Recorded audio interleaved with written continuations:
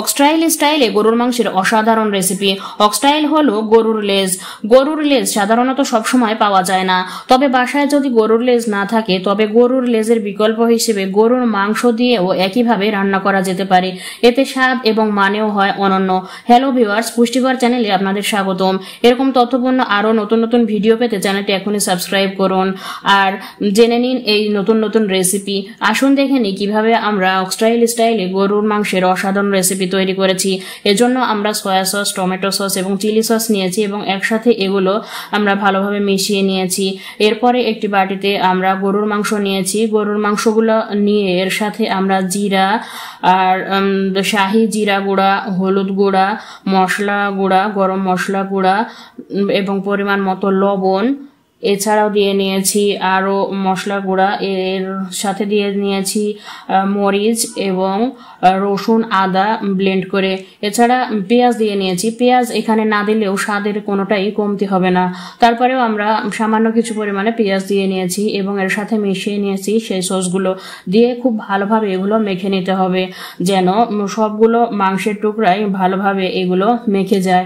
ভালোভাবে এগুলো মেখে নেওয়ার পরে এগুলো আমরা দেখব যে সবগুলো টুকরাতেই সুন্দরভাবে এগুলো মেখে গেছে। এরপরে আমরা একটি প্যান নিয়ে প্যানে আমরা 2 চামচ ঘি দিয়ে নেব।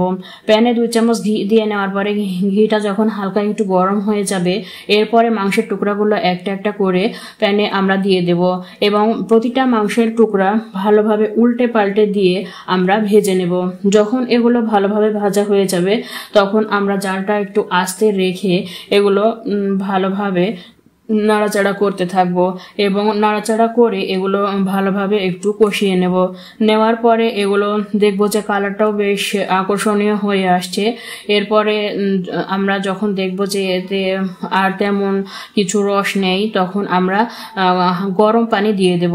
আগে থেকে আলাদা করে আমরা গরম পানি করে নেব এবং গরম পানি দিয়ে নেওয়ার পরে এগুলো আমরা নেড়েচেড়ে একটু ঢাকনা দিয়ে নেব। এরপরে আবারও আমরা নেড়েচেড়ে দিব। এভাবে আমরা এটা রান্না করতে থাকবো। এদিকে আমরা একটি রাইস কুকারে পরিমাণ মতো পানি নিয়ে নিয়েছি। এর মধ্যে জিরা গুঁড়া, লবণ পরিমাণ মতো দিয়ে মরিচ দিয়েছি এবং দিয়ে নিয়েছি 1 চামচ ঘি এবং দিয়েছি পরিমাণ মতো চাল দিয়ে আমরা এগুলো একসাথে দিয়ে আমরা এটা জিরা রাইস রান্নার জন্য প্রস্তুত করে নেব। নিয়ে এটা আমরা রান্না শুরু করব। অন্যদিকে আমরা আবার যে সস নিয়েছি চিলি সস, টমেটো সস এবং সয়া সস নিয়ে একসাথে এগুলো ভালোভাবে মিশিয়ে নিয়েছি। এগুলো একসাথে ভালোভাবে মিশিয়ে নেওয়ার পরে এগুলো যখন দেখব যে ভালোভাবে মিশে গেছে এরপরে আমরা যে মাংসগুলো আমরা দিয়েছিলাম সে মাংসগুলোতেও মাখো মাখো হয়ে আসছে। এরপর আমরা সেই মাংসে এই সসগুলো দিয়ে নেব, দিয়ে হালকা করে নেড়েচেড়ে দিব এবং সবসময় খেয়াল রাখতে হবে জালটি কিন্তু খুবই আস্তে থাকবে।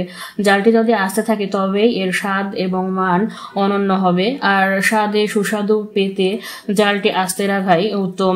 এরপরে দেখা যাচ্ছে যে আমাদের রান্নাটা কতটা আকর্ষণীয় হয়ে আসছে। তো এ ধরনের রান্নার রেসিপি আপনার কাছে কেমন লাগে? যদি ভালো লাগে তবে অবশ্যই লাইক দিবেন এবং আপনার মতামত কমেন্টে জানাবেন। আর নতুন কোনো রেসিপি পেতে চাইলে অবশ্যই কমেন্টে জানাবেন আর আপনার আপনজনদের শেয়ার করুন এই ধরনের রেসিপি। দেখুন কতটা এগুলো আকর্ষণীয় হয়েছে এবং খেতেও খুবই টেস্টি হয়েছে। বেশ নরম ও আকর্ষণীয় কালার হয়েছে এবং সুস্বাদু লাগছে। তো এই ধরনের ভিডিও পেতে অবশ্যই চ্যানেলটি সাবস্ক্রাইব করে রাখবেন। তো ভিডিওটি দেখার জন্য ধন্যবাদ।